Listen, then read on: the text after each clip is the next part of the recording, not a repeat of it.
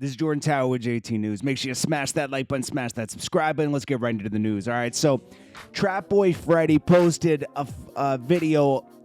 I gotta say unnecessarily. I mess with Trapboyfreddy. He's cool, but him and Mo3 had a lot of problems with each other. I guess Mo3 came to his studio once unannounced and touched the doorknob, and he came out and they had a little altercation outside of his studio.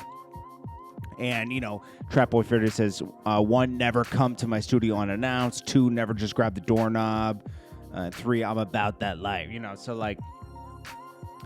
Mo3 isn't here anymore. And I don't know if this was right to post now. He's gone, There's also been other people telling stories about Mo3 at a club months before he passed. And lighting some people up because they tried him at a club. It's he's not here to verify any of that stuff anymore. And I think it's over, unfortunately, because over a girl, love triangle, some guy's ex-girl or something he was seeing, and, that stuff happened on the highway. Crazy. You gotta be careful and think of consequences. I'm not saying it's his fault, but we don't always think of the consequences. Me, myself included, we don't always think of the consequences of the things we do and how other people will react. That's the main thing. How will somebody else react? Because we know how we're going to react or how we would react in that situation, but how stable is that other person? That's I think that is how a lot of things happen. Gucci Mane. So he's celebrating being home after, 5 years now? He's home, and, he's just reflecting on that. I guess, that was a big moment in his life, obviously, because he went to, he was in for 3 years, but it wasn't like the other times he was in. This was rough for him, but he did a total transformation. He's reflecting on the Jeezy thing, too, where, it was great that two people who don't like each other could come together and do a battle like that, and nothing happens, and have real tension, but still walk away. Obviously, these guys are never going to be best friends. We know that. But that was a good moment, and it was a real moment. That was real tension. Jeezy's in another place in his life, and so was Gucci. Jeezy more is trying to go into that mainstream life. I see where he's trying to go with Jenna Mai and all that other stuff. You can call me a hater all you want. I don't like that talk show he does. I think it's lame. That's just me. It's a weird talk show, but you know what?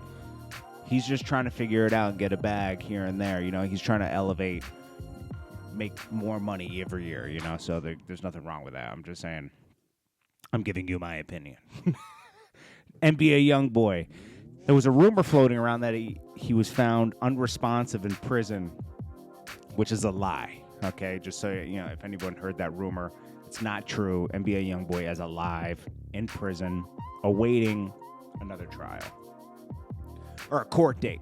I don't think it's a trial. I think he's trying to get out on bail. And it is a weird, the only thing that makes it worse is remember they arrested him and all those weapons were at that video shoot and they let him go. Then later they decide to pursue charges when the feds pick it up. And then they track him down in LA and made it like he went on the run, and it's that's not really what happened, but they painted that picture. So now they have him without bail. Now, I will say this guy is, NBA Youngboy can be reckless. We know that he beat a drive-by, okay, in court. He was able to get out on probation for that after a while. That's like a second chance at life. And I don't think the judge wanted to take his life away so early, and give him so many years. And because of that decision, he was able to thrive. And to keep getting into trouble, he's young though. I mean, I remember when I was that age, when we're early 20s, we do a lot of dumb things, so I can't really fault him all the way. I just wish he had lawyers and stuff really trying to, I don't know, he needs better guidance around him because I'd hate to see that all that's taken away because it affects so many people in his life.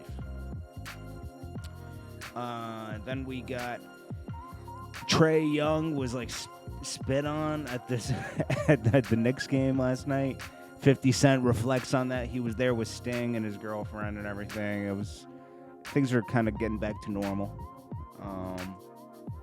I want to hear 50 Cent talk about Vivica A. Fox and the Lloyd Banks project. I want to see that, and I want to hear him speak on. Juvenile going at Young Buck like that. Some people are trying to criticize that thing with Young Buck. Juvenile did that on his own because Young Buck was recently just talking about Juvenile, right? So it's natural that someone would ask him about Young Buck, and that was his reaction, which tells you that Young Buck just makes up these fantasies out here when the temperature is way different, you know? And Juvenile really does not like Young Buck. Same with 50 Cent. There's a common denominator here, and it's Young Buck, okay? I've heard, and we've witnessed him do weird stuff to people. He's not the most loyal person in the world. He's very emotional. And I think that gets him into a lot of trouble. He makes emotional moves. Kid Cudi refuted Soulja Boy's. He said he was the first rapper with an iced out G-Shock. I would not brag about that. That was a horrible time when people were icing out their their G-Shocks. I had a G-Shock. I didn't ice it out. G-Shocks, I had one when I was a kid, and then I had one when I was like in my later 20s because it was like, that was the thing to have a G-Shock. I remember that. And then, but icing them out was so cheesy. That was so cheesy. And then I remember people, when the Apple Watch came up, people were icing out their Apple Watches. That was cheesy. You just leave these things alone. If you want to get an iced out watch, go get a Rolly or a Breitling or something. Or, I don't know, something. I guess everybody's on AP.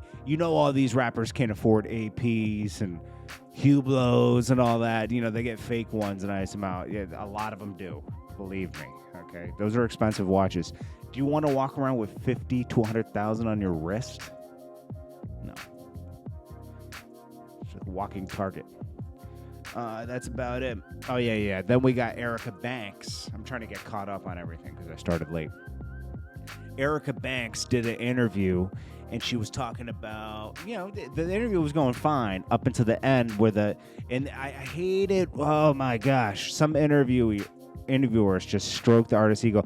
Yes, girl, I want to go with you, girl. And then she's like, I have to ask you about Megan Banks. She's like, we're gonna keep it on.